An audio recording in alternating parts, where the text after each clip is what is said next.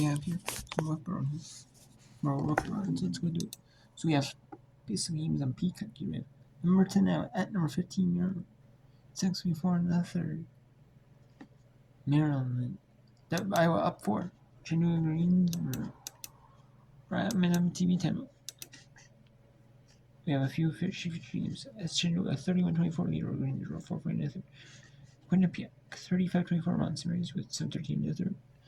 Then UNJT over UBC 32-25. Then Marshall 33-19 Summers. And Miami 41-39 over Notre Dame.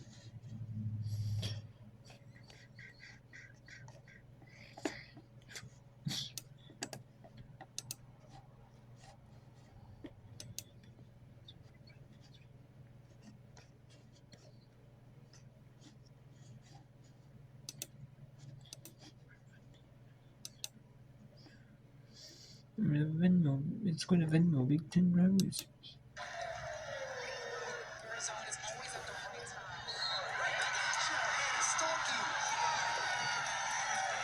Iowa wasting no time and one opportunity for the senior.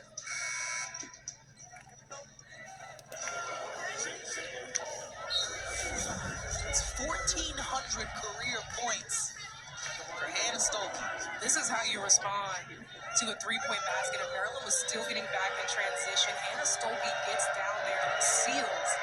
Just an easy looking and great finish. Hannah Stolke, a senior out of Cedar Rapids, Iowa. She always wanted to be a Hawk. She said, I grew up going to the games cheering for the Hawks, and now everybody in the stands is cheering for me. There's nothing like that. Watching it in high school and coming to be a part of it. She was a part of such great Iowa programs, as we all know. And she helped fuel them, too. I mean, Hannah Stolke has had a 47, excuse me, against Penn State a couple of years ago. That's Walker off the mark.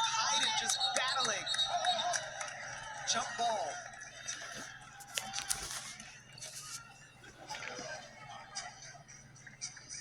That hustle and tenacity is exactly what we need to say. That's what it's going to come down to in this close game is the grit.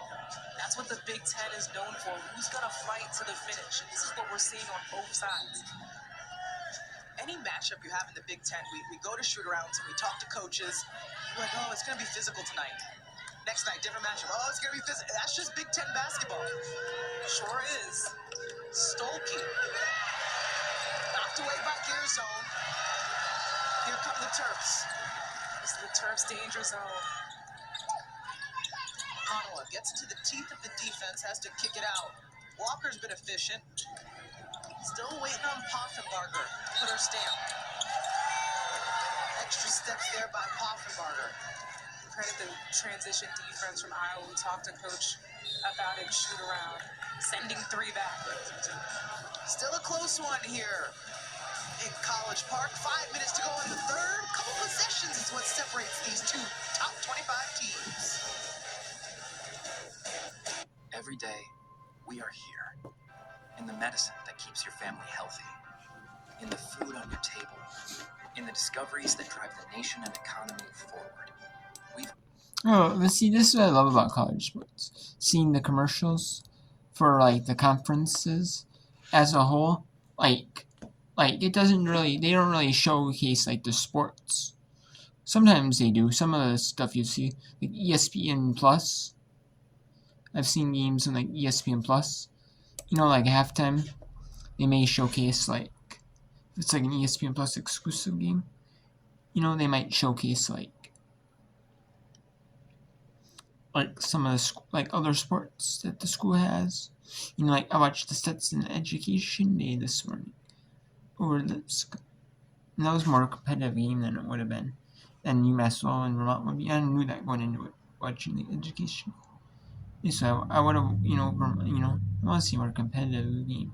Plus, I'll get a chance to watch Stetson much. I usually go to America East, but I do gravitate towards them. I like the ASUN, don't get me wrong, but I don't typically see a ton of ASUN. Sometimes you guys have those mid-major conferences that you guys gravitate towards. I mean, the ASUN is one, but it's not my like top choice. It would have been major, conference.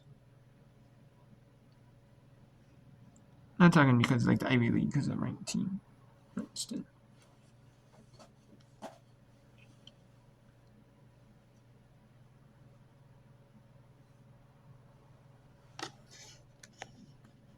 Hey, quit.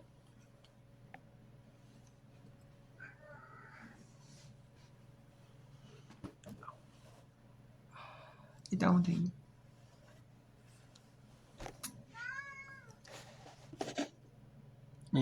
But yeah, I did see them, and they talked about like the ASUN, like the in the ASUN they talked about like Stetson Beach Rival, being like a nationally ranked school in beach volleyball, and that they're one of like beach volleyball is the fastest growing collegiate sport, and it's one of the fastest growing sports like in the United States as a whole. And I can see it. I can see it. Because like men's and women's basketball is already big, like the collegiate level, high school level, but beach volleyball, like a club level, like a collegiate level.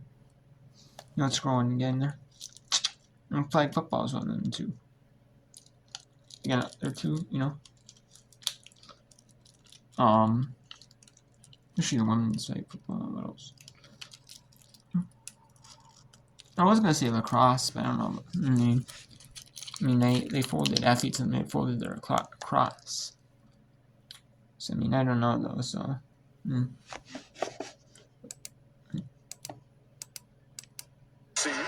that time, able to get it down at the free throw line. Back to a 6-point lead. 35-29 as we're closing in on a minute and a half to go in the quarter. Multi-talented players on both of these teams. Now they'll get her for the foul on the other end, and we'll see Kaya Asadanya head of the line. Yeah, and I think this is where Asadanya is so effective that she can get downhill and penetrate. And so we can watch the replay right here, just being able to blow by Vandershawn's right there. She's not going to be able to guard her out there on the top of the key, and she recognized that. And rather than settling for a three-point shot, try to get to the rim, because as you talked about, Pete, we've seen statistically they're not shooting well from beyond the arc right now, even though they are a decent shooting team. They've got to focus on where they can get some points to cut into this lead, and Asadanya can do that by driving to the basket. Back to a 4-point game.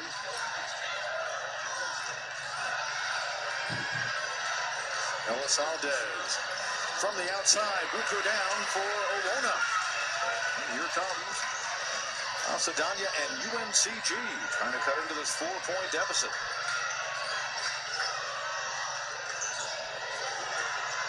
Drive inside on the bucket. The finish by the freshman, Layla Minor. It's a 2-point game. Been a real struggle this quarter for Chattanooga. And DeAndre Shermer, with 57.9 remaining in the quarter, wants to talk it over. There's a Chattanooga timeout. No.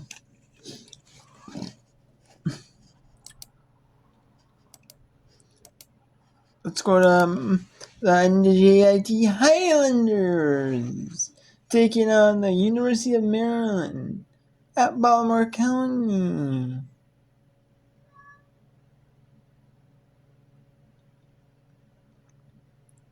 So let's see if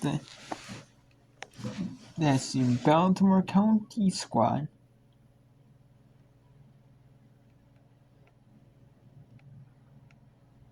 The Retrievers. They can get a win over the New Jersey Institute of Technology Highlanders.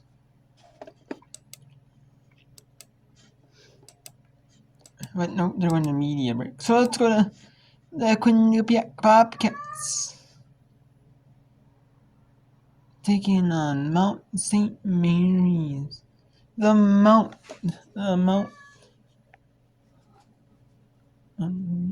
St. Mary's. Can they get the win here? Or can Quinnipiac go to 10-0 in conference play? That'd be interesting, to see Fairfield and Quinnipiac, both teams undefeated going into their matchup.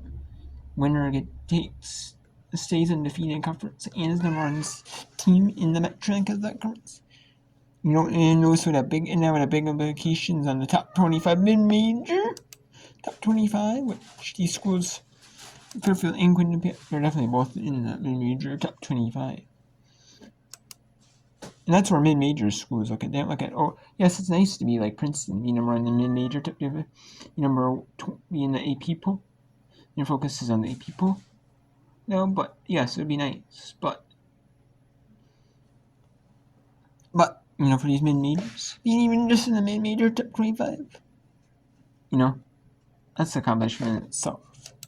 Gabrielle Kinnerly was averaging 16 points a game in conference. That's a lot. So that's a big hole.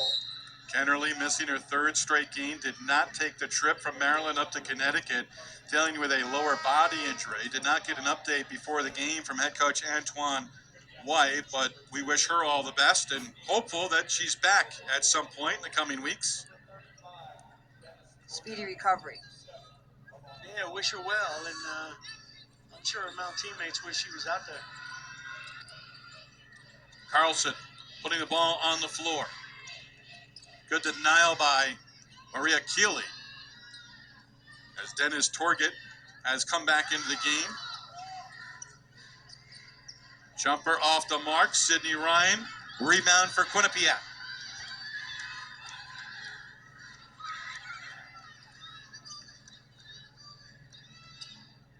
Foley looking the high-low. They've worked it well. Inside, Sydney Ryan. Shot too strong.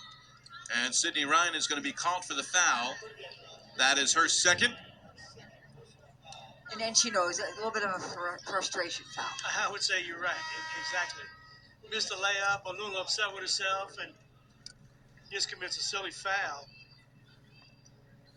Keeley to the bench. Paige Girardi back in. Girardi, Grisdale, Ella Ryan, Sydney Ryan, and Anna Foley up front for Quinnipiac. Lowry carries a dribble into the front court. Powell. And a foul on Anna Foley. That is number 3 on Anna Foley. Yeah, put Mount St. Mary's on the line, which is the last thing you want to do if you're Quinnipiac. Let Mount get some open looks, non-contested shots, and both teams with 5 personal fouls. And we haven't seen a lot of fouls this season called by officials. Well, you know what? I think on the offensive end also, teams are using more of a spread offense. It's not banging in low post, body to body. That's true, and both offenses tonight have got the ball inside. Lazat, quality minutes off the bench for the Bobcats, spelling Anna Foley, and a foul in the backcourt. They call Lazat now on a hook with her elbows, so I'm sure they're going to turn around and maybe look at it. Or they're just going to put him on a foul line? Just put him on the foul line. Lazat, number 2. Offensive foul, you don't shoot offensive fouls. Alana Powell on the inbounds. Approaching 2.5 to go, third quarter. Powell under the basket, whips it to the corner, and gets it back from Ferguson. Now 2 of 11 from the field here in the quarter. Travel violation on Jamison. And that is the 13th turnover for Mount St. Mary's. Again, they average just under 19 per game. That's the third time a post has been able to wall up for the Bobcats and create the walk. Yeah, 19 turnovers a game is a lot to overcome. You're giving teams an opportunity to get. Well, let's go to NCAA Highlanders now. They're taking a Maryland but to Marconi, the Jersey Institute of Technology Highlanders. There's another timeout. So let's go Marshall Southern Miss. We'll show a little bit of this one. But this one I thought was going to be good. Actually becoming a blowout for Marshall. I might have to bring in another one. I'm going to bring in another good game. It's another close one. Eastern and Southern. We'll bring in Eastern and Southern after we look at Marshall Southern Miss. And that's Southern, as in Southern Illinois. Or Southern Indiana. Southern Indiana. Southern Illinois. I think it's Southern Illinois in the Missouri Valley. Not Southern Indiana, Ohio Valley Cup. Because I was doing Southern, no. Southern's in the Southern Jaguars.